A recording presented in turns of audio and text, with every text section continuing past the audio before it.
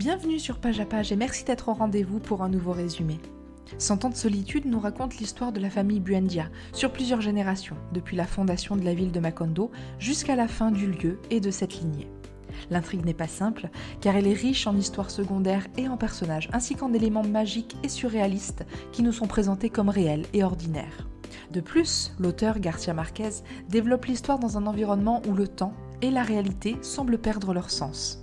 Le roman commence avec le patriarche, José Arcadio Buendia, qui fonde avec sa femme Ursula la ville de Macondo. Au fur et à mesure que naissent leurs enfants et les enfants de leurs enfants, des milliers d'épisodes se succèdent où se mêlent l'amour, la perte, la guerre, la solitude et finalement la mort. En toile de fond, un contexte de révolution politique et sociale qui ressemble à celui de l'Amérique latine à l'époque où Garcia Marquez écrivait 100 ans de solitude. Grâce au récit de la famille Buendia, l'histoire explore des thèmes tels que l'identité, la mémoire, la mort, le cycle de la vie et bien sûr la solitude. Le tout dans un langage et un style narratif poétique et évocateur qui font appel à la répétition, au symbolisme et à l'imagination.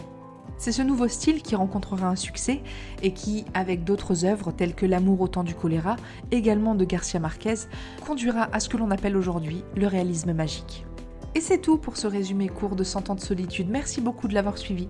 Pour aller plus loin, je vous invite à découvrir notre résumé complet et détaillé de l'œuvre, toujours sur tonlivre.fr. Et si vous avez aimé ce programme, n'hésitez pas à nous laisser la meilleure note et à vous abonner pour accéder à tous nos futurs épisodes.